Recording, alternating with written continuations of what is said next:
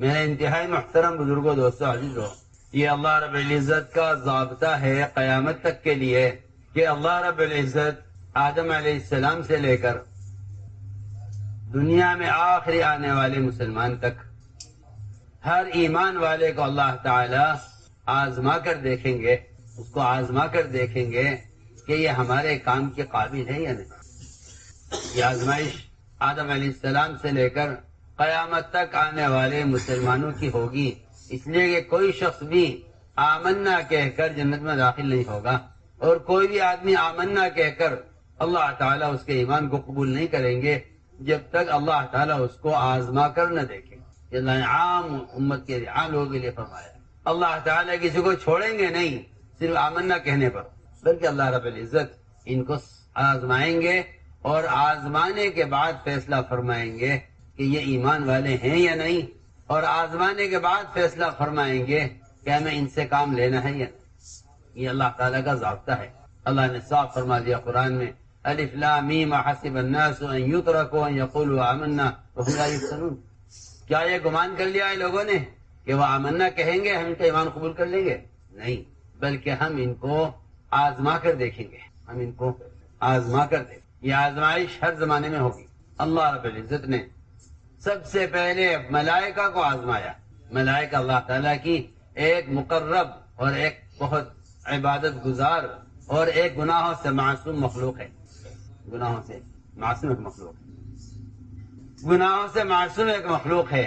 اللہ نے نہ آزمایا، اور وہ آزمائی اس طرح ہوتی ہے کہ اللہ رب العزت اچانک حکم لاتے ہیں مخلوق کی حیثیت کے خلاف، مخلوق کی حیثیت کے خلاف۔ دیکھنا یہ ہے کہ اب تک عبادت جو کی ہے، اب تک جو ہمارا کام کیا ہے، اس سے ان کے اندر تواضع پیدا ہوئی یا کبر پیدا ہوا، ان میں عبدیت پیدا ہوئی یا ان کے اندر بڑائی پیدا ہوئی۔ اللہ تعالیٰ اس کو آزمانے کے لیے اچانک حکم لاتے ہیں حیثیت کے خلاف، حکم لاتے ہیں حیثیت کے خلاف۔ یہ بات بہت غور کرنے کی ہے، حکم لاتے ہیں حیثیت کے خلاف، دیکھنے کے لیے کہ ان کے اندر اب تک کی عبادت سے تکبر پیدا ہوا ہے یا تواضع پیدا ہوا ہے۔ حیثیت تھی ابلیس کی، عقل کی حیثیت، علم کی حیثیت، عمل کی حیثیت۔ کیا آج قرآن حضرات سے اس زمانے میں بھی یہ بات ہے کہ علم کا کبر، عمل کا کبر انسان کے اندر پیدا ہوتا ہے۔ اس لیے کہ ترقی یہ نہیں ہے کہ آپ کام پابندی سے کر رہے ہیں، ترقی یہ ہے کہ اگر ہم آپ کے معمول کے خلاف کوئی حکم لے آئیں، آپ اس کو پورا کرتے ہیں یا نہیں کرتے۔ آپ اسے پورا کر دیں تو آپ کی ترقی ہے، آپ اسے انکار کر دیں تو آپ کی محرومی ہے۔ یہ نہیں کہ آپ اس جگہ رکے رہیں گے، یہ بات بہت غور کرنی۔ اگر آپ پورا کر دیں حکم تو ہم ترقی دیں گے آپ کو، اور اگر آپ نے انکار کر دیا ایک حکم کا تو آپ سارے احکام سے محروم کر دیے جائیں گے۔ جو آپ اب تک کر رہے تھے اس کے قابل بھی آپ نہیں رہیں گے۔ یہ اللہ تعالیٰ کا جو حکم آتا ہے سب سے پہلے حیثیت کے خلاف۔ چنانچہ اللہ تعالیٰ نے ملائکہ کو حکم دیا کہ آدم کو سجدہ کر، امر ہے اللہ کا، اور اللہ کا امر ہونا کافی ہے پورا کرنے کے لیے۔ اس کے لیے کوئی وجہ تلاش کرنا یا علت تلاش کرنا یا وجہ معلوم کرنا، اس کی کوئی گنجائش نہیں ہے، اس کی کوئی گنجائش نہیں ہے۔ اچانک حکم آیا کہ سجدہ کرو آدم۔ اس میں ملائکہ کا امتحان تھا، چنانچہ تمام ملائکہ نے سجدہ کیا اللہ کے امر کی وجہ سے۔ یہ نہیں دیکھا کہ ہم پرانے ہیں، یہ نیا ہے، ہم اعلیٰ ہیں یا ادنا ہے، امر ہے اللہ۔ ابلیس نے انکار کر دیا، ابلیس نے انکار کیا۔ اس انکار کی کیا وجہ ہے؟ اس انکار کی وجہ یہ ہے کہ ہم اعلیٰ ہیں یا ادنا ہے، ہم پرانے ہیں یا نیا ہے، یہ انکار کی وجہ ہے۔ اس لیے کہ کسی حق بات کو قبول کرنے کے لیے سب سے بڑی رکاوٹ حسد بنتا ہے۔ حسد حق کو قبول کرنے سے انکار کرتے ہیں۔ بہت سے مشرکین محمد صلی اللہ علیہ وسلم کے بارے میں خوب جان گئے تھے کہ یہ نبی ہیں، لیکن اس حسد نے ایمان لانے سے روکے رکھا کہ نبوت انہیں کیوں ملی ہے۔ آپ بہت سے مشرکین جانتے تھے کہ آپ نبی برحق ہیں، بہت سے یہود آپ کو اپنی کتابوں میں پڑھ کر جانتے تھے کہ ہاں یہ نبی آنے والے ہیں اور یہ وہی ہیں۔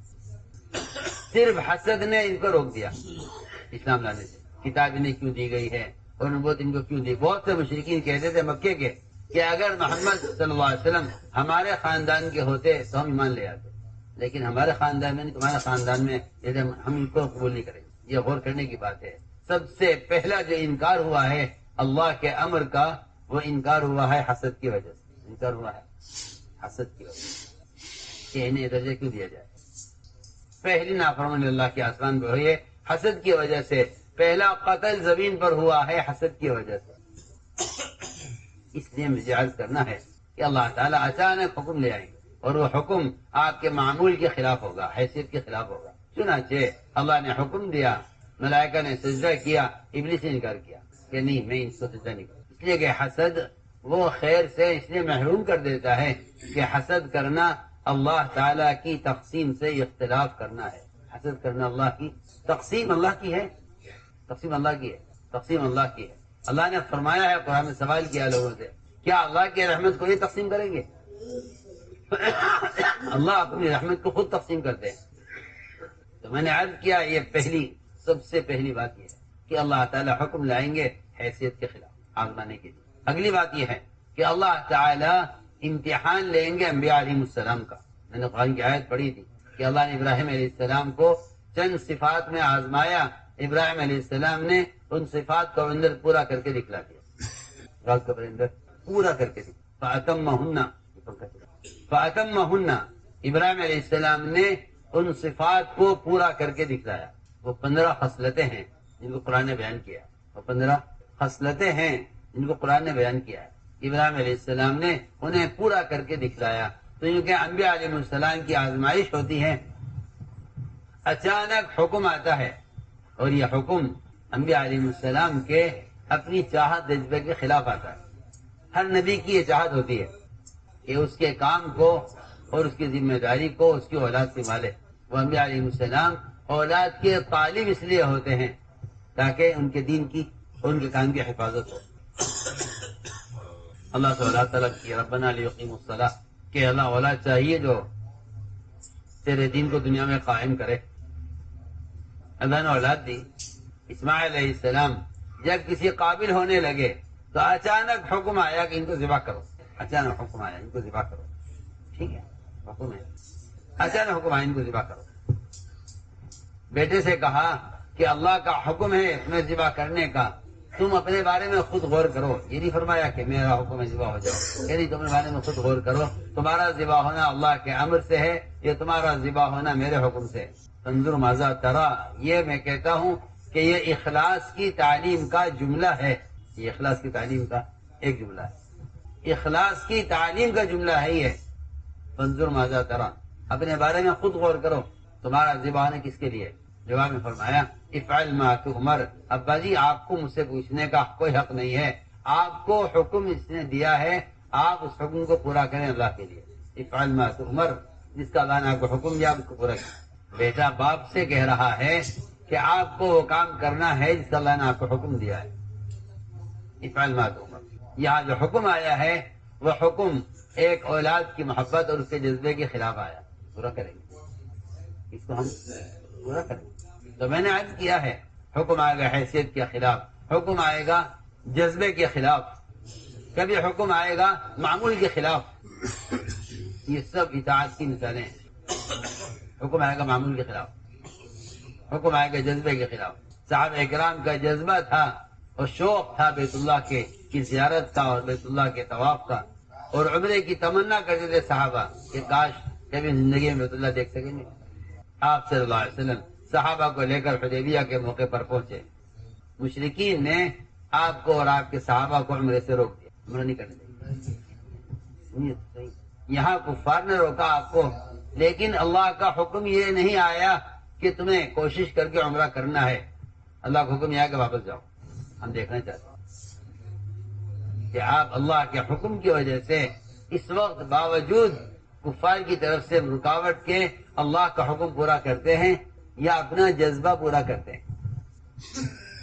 یا اپنا جذبہ پورا، اندر جذبہ ہے عمرہ کرنے کا۔ عمر رضی اللہ تعالیٰ عنہ ایک ایک کے پاس جاتے، ایک ایک سے کہتے ہم کیوں دب کر صلح کریں، ہم کیوں عمرہ نہ کریں، ہم طواف کیوں نہ کریں، بیت اللہ سب کا ہے صرف ان کا نہیں ہے۔ ہر ایک کا ایک جواب، عمر یہ اللہ کے رسول ہیں، اور جو بات ان کی ہے وہ ہمیں ماننی ہے، چاہے حالات کیسے بھی ہوں۔ ہمارا جذبہ عمرہ کرنے کا اپنی جگہ، اگر اللہ کا امر ہی ہے کہ واپس جاؤ تو ہمیں واپس جانا ہی پڑے گا۔ ہماری عزت، ہماری فتح اور ہماری مدد صرف اس میں ہے کہ حال کے امر کو پورا کرتے ہوئے، حال کا امر